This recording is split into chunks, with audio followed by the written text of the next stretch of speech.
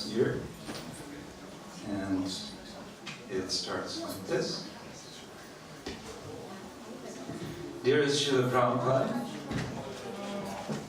on the occasion of celebrating your glorious appearance in this world, I offer my most humble obeisance and prayers at your lotus feet with these words of reflection. And I've given a title to my reflection, which is Dialogical Vaishnavism. You have delivered to the world a venerable and ancient tradition of devotional dialogue, what I like to call dialogical Vaishnavism. Most of our sacred literature is in the form of dialogue, samvada.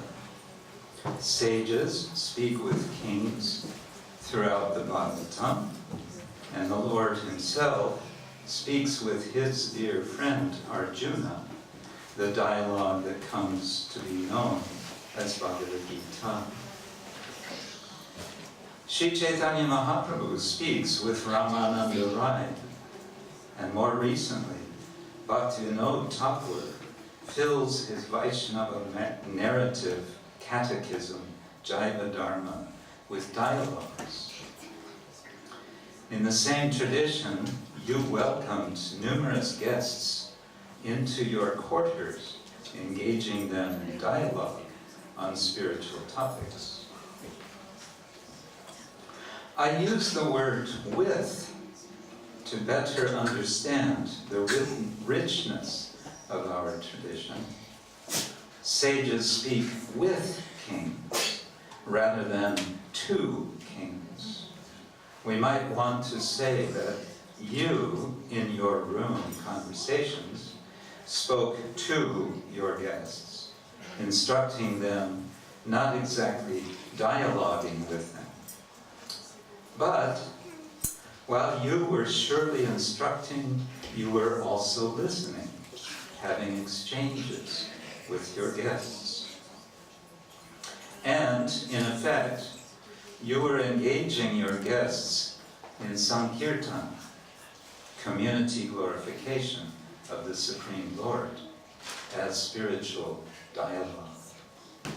By such activities, you taught us, as you taught us so many truths, by example. In his extended free verse poem, Remembering Srila Prabhupada, Book 3, Satsvarup Das Goswami wrote of, quote, Harinama on Hippie Hill, quote, on a walk through Golden Gate, they had shown him Hippie Hill. Hold kirtan here, said Swamiji, and on a balmy Sunday, he sent them to the park and joined them, eager to sing. They had a flag for each religion, the blue star of David, the Islam star and crescent, the Vedic Omkara, the Christian cross, and universal Dharma poured forth as Harinam, the trumpet, kartals, and kettle drum.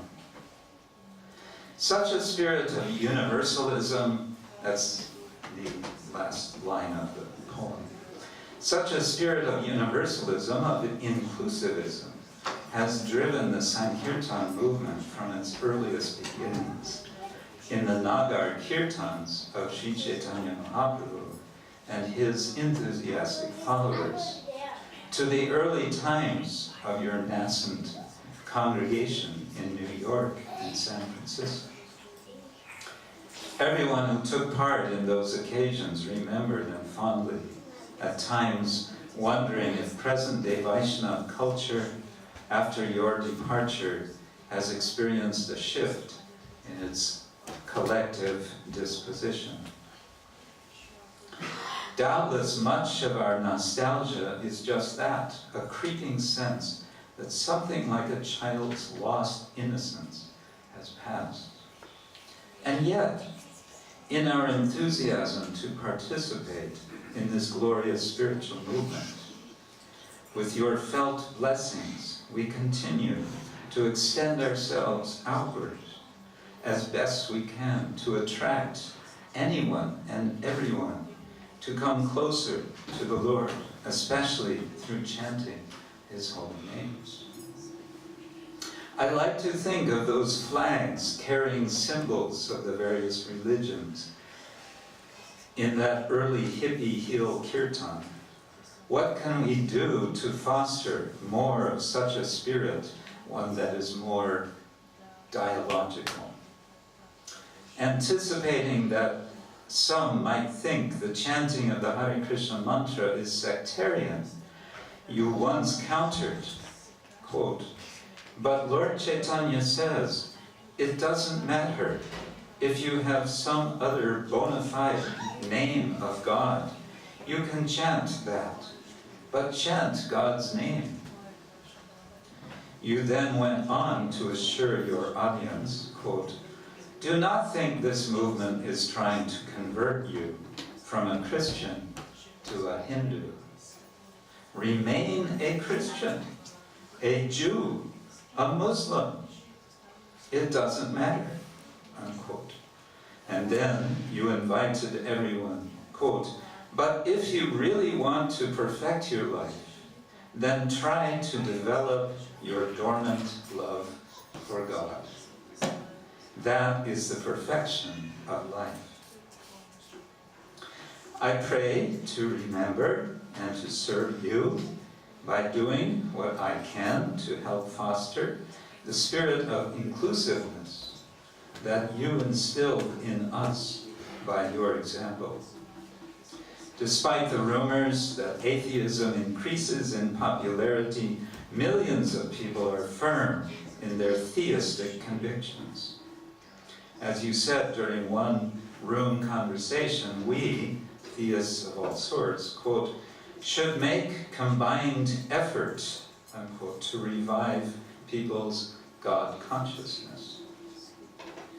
In the spirit of dialogue that our Vaishnava tradition holds dear, I pray that we, your followers, may properly represent you in all dialogical venues for the common good of the world and the glory of our disciplic succession. Praying to remain always in your service, Krishna Kshetra Swami.